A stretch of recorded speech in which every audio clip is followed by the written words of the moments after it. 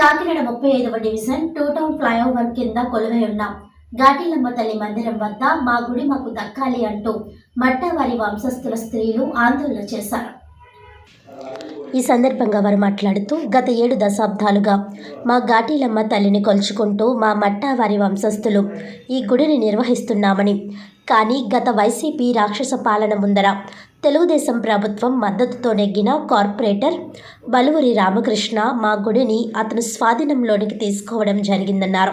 అమ్మవారికి ప్రతి సంవత్సరం ఎన్నో సంవత్సరాలుగా నిర్వహిస్తున్న కుంభాభిషేకం, అమ్మవారి జాతర నిర్వహించకుండా హరి స్పోర్ట్స్ వారి సౌజన్యంతో అనగా సానా సతీష్ వారి ట్రస్ట్ ద్వారా సొమ్ములు తీసుకొని కొన్ని కార్యక్రమాలు చేసి ఆ ట్రస్ట్కు కూడా లెక్కలు చెప్పని వైనం వెలుగులోనికి వచ్చింది.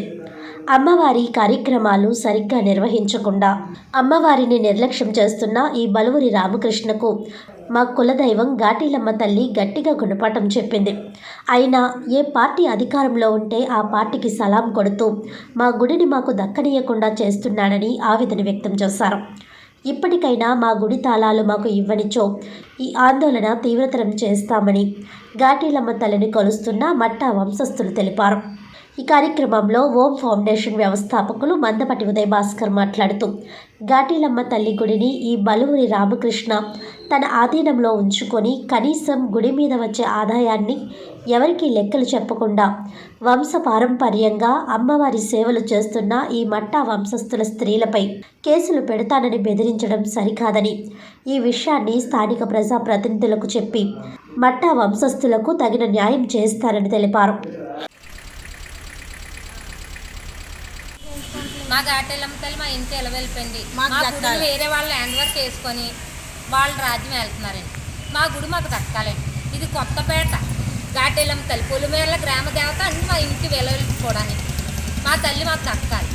ఇక్కడ మేము పూజలు సంబరాలు ఎన్నో చేస్తాం సార్. ఇప్పుడు వాళ్ళు ఏదో చేస్తున్నారు, చేయట్లేదు అంటలేదు, ఏదో గుడి కట్టించారు హరీశ్రావు గారు కొంచెం అంటూ ఏదో డెవలప్మెంట్ చేస్తున్నారు. అది కాదు, మాకు సంబరాలు జరగాలి, తల్లి కేకలు తెగాలి, మా కుటుంబాలు బాగుండాలి, ఊరు జనం అందరూ బాగుండాలి, పేటలో ప్రజలందరూ బాగుండాలి. ఆ సంబరాలు లేక పేటలో జనం ఎన్నో అవస్థలు పడుతున్నారు సార్. మేము అవస్థలు పడుతున్నామండి. మా ఒక్కరోజు వదిలేయట్లేదు ఆ తల్లి. పేట జనాలు అందరినీ బాగా పెడుతున్నాయి. కనుక అందరూ బాగుండాలి, మేము బాగుండాలి. ఎవరు తీసుకున్నారు మా గుడి? బలువురు రామకృష్ణ గారండి. ఎందుకు తీసుకున్నాడు ఆయన అప్పుడు కార్పొరేటర్ కింద ఉండేవారండి. గుడికి గౌరవ అధ్యక్షుడి కింద ఉంటానని మా బావగారు ఒక ఆయనకి ఇచ్చాడండి. ఇప్పుడు ఆయనే రాజ్యం వెళ్తున్నారండి.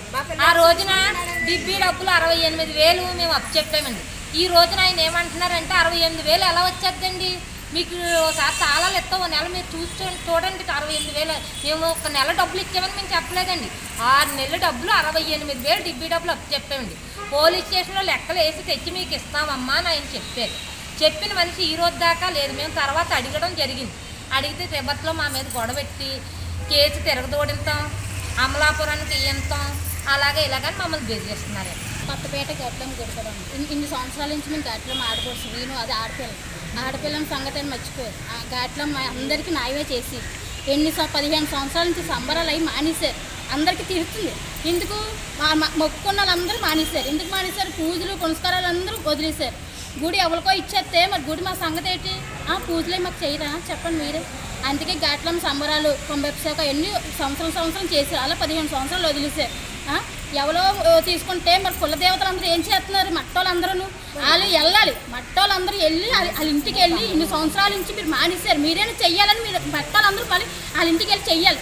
చేయించుకోకుండా ఏమి చేయకంటే మీరు డబ్బులు లేవు, అట్నా డబ్బులు లేక చెప్తున్నారు. ఏం చెప్తున్నారు? తల్లిని అలా వదిలేస్తున్నారు. తల్లిని వదిలేస్తే ఏం చేస్తారు? తల్లి చెప్పండి. ఆ తల్లి న్యాయం చేయాలి. న్యాయం చేస్తుంది. ఇక ఎన్నాళ్ళు న్యాయం చేస్తుంది చెప్పండి. వదిలేస్తే ఎవరికి పరిష్కారం చెప్పదు. మాకు ఘాట్లో ఉంది, పేట అంతా అలా చేస్తుంది. చేస్తుంది. మా కుటుంబ సభ్యులు బాగోలేదు అంటే ఇప్పుడు కుంభాభిషేకం సంవత్సరం చేసేవారండి. పూజలు పునస్కారాలు అన్ని సంబరాలు జరిగాయి. ఆయన చేతికి వెళ్ళాక మాకు బలువురి రామకృష్ణ గారు మాకు గుడి కావాలి, మాకు గుడి కావాలి. మా అమ్మ తల్లి సంబరాలు జరగాలి. సంబరాలు జరుగుతానే నేను న్యాయంగా చేస్తాను. నా చైనా అది సంబరాలు ఉంటేనే నేను ఎన్ని రోజులు చెప్ప ఎన్ని రోజుల నుంచి నీ సంబరాలు లేవు, ఏవి లేవు. ఎన్ని రోజుల నుంచి మీరు అందరూ చెప్తా సరే మట్టలందరూ వెళ్ళి మన ఇంటికి వెళ్ళి న్యాయం చేయండి. కూర్చొని దండ చేయాలి. దండ చేతులు గుర్తాలు మా చేతి మట్టలందరికీ ఇదే చెప్తున్నాను. అది ఇక పొడిగించండి నేను మట్టలందరూ